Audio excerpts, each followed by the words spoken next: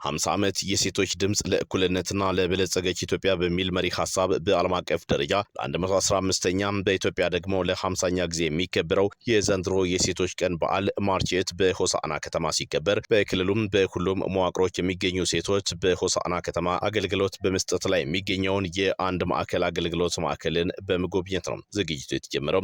በክልሉ ርዕሰ መስተዳድር ጽሕፈት ቤት የመሰብሰቢያ አዳራሽ በተካሄደው የማጠቃለያ መርሃ ግብር ላይ መልእክት ያስተላለፉት የማዕከላዊ ኢትዮጵያ ክልል ሴቶችና ህጻናት ጉዳይ ቢሮ ኃላፊ ወይዘሮ ዘቢባ መሐመድ ናስር ዕለቱ ሴቶች ከሚደርስባቸው ጭቆናዎች መላቀቅ የጀመሩበት ተጠቃሚነታቸው እንዲረጋገጥ መሰረት የተጣለበት ዕለት ስለመሆኑ ጠቁመዋል።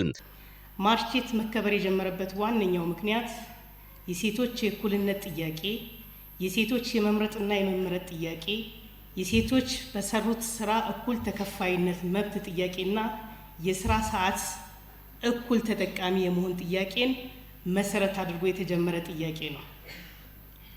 ዛሬ ላይ የምናከብረው ዓለም አቀፍ የሴቶች ቀን በሀገራችን ለ50ኛ ጊዜ ሲከበር 50 ዓመት የሴቶች ድምጽ ለእኩልነትና ለበለጸገች ኢትዮጵያ የሚል መሪ ቃል ይዟል። በየዓመቱ የተለያዩ መፈክሮችና የተለያዩ መሪ ቃሎች እየተሰጡት ለ50ኛ ጊዜ እያከበርን እንገኛለን። የዘንድሮን ደግሞ ለየት የሚያደርገው 50ኛ ዓመት ወይም ደግሞ የወርቅ ኢዮቤልዩ በዓል መሆኑ ለየት ያደርገዋል። እንኳን አደረሳችሁ። ባለፉት 50 ዓመታት ሴቶች መብታቸውን ለማስከበርና ድምጻቸውን ከፍ አድርገው ማሰማታቸውንና እንደ ሀገር በሕገ መንግስት መብታቸው መካተት የላቀ ተጠቃሚ እንዲሆኑ አስችሏቸዋልም ያሉት። ባለፉት 50 ዓመታት የኢትዮጵያ ሴቶች መብታቸውንና እኩልነታቸውን ለማስከበር ያደረጉት ትግልና ጽናት የተሞላበት ነው። ይህ ጉዞ ሴቶች በቤት ውስጥ ስራ ብቻ ሳይወሰኑ እንዲቀሩ ከሚደረገው ስርዓትና ማነቆ ተነስተው በደርግ ዘመን ወደ ተጀመሩት የተደራጁ የሴቶች ማህበራትና የመሬት ባለቤትነት መብቶች የተሻገረ ታሪካዊ ሂደት ነው። በተለይም በ1983 ዓ.ም የተገኙት የህገ መንግስታዊ ዋስትናዎችና ለብዙ ዘመናት ሲካሄድ የነበረው ትግል ተጨባጭ ፍሬ ማፍራት መጀመሩን ያሳያል። የሴቶች የልማት ፓኬጆች መቀረጹ ሴቶች በኢኮኖሚ፣ በማህበራዊ፣ በፖለቲካ መስኮች ተጨባጭ ውጤት እንዲያስመዘግቡ ምቹ መደላድሎች ፈጥሮላቸዋል። በህገ መንግስቱ የተረጋገጡ የእኩልነት መብት፣ የታሪክ በደልን ለማካካስ የሚደረግ አዎንታዊ ድጋፍ እንዲሁም መሬትን ጨምሮ ንብረት የማፍራት የማውረስ መብቶችን የሴቶችን ህይወት በመሰረታዊነት ቀይሯል።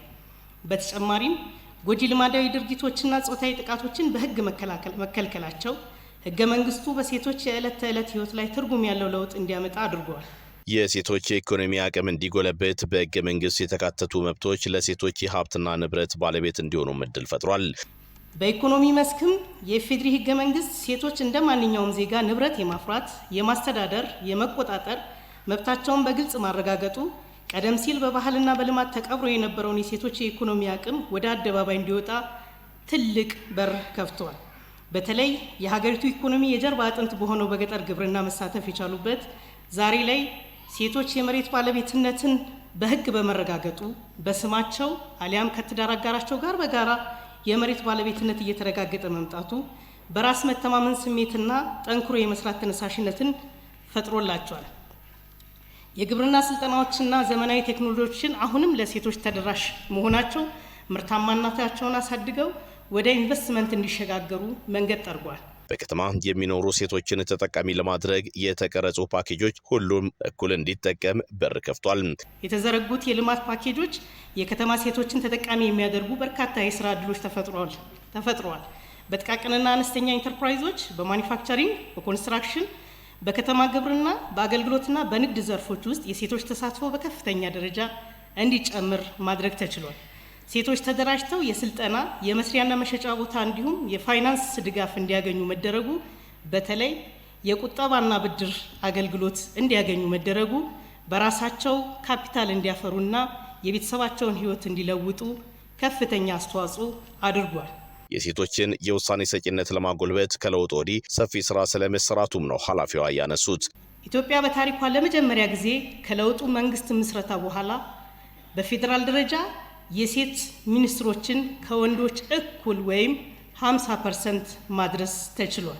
በተቋማት በዳይሬክተሬቶች በምክትል ዳይሬክተሬቶች በሚኒስትር ዴታዎችና በህግ አውጭና አስፈጻሚ እንዲሁም ህግ ተርጓሚ ያላቸው ተሳትፎና ተጠቃሚነት ከጊዜ ወደ ጊዜ እጅግ እየጨመረ መሆኑን ማየት ይቻላል። ይህም ለመጪው ትውልድ አርአያ በመሆን እንዲያገለግሉ ትልቅ አስተዋጽኦ አለው። ማርቼት አሁን ላይ የሴቶች የእኩልነት ጥያቄ ህገ መንግስታዊ ምላሽ ማግኘቱን የምናረጋግጥበት ብቻም ሳይሆን በተግባር መሬት ላይ ለሚገኙ ሴቶች ቀጥተኛ ድጋፍ የምናደርግበትና የልማት ውጤቶችን ለሴቶች የምናስተዋወቅበት ልምዳቸውንም የምናካፍልበት ፕሮግራም ነው ብለዋል።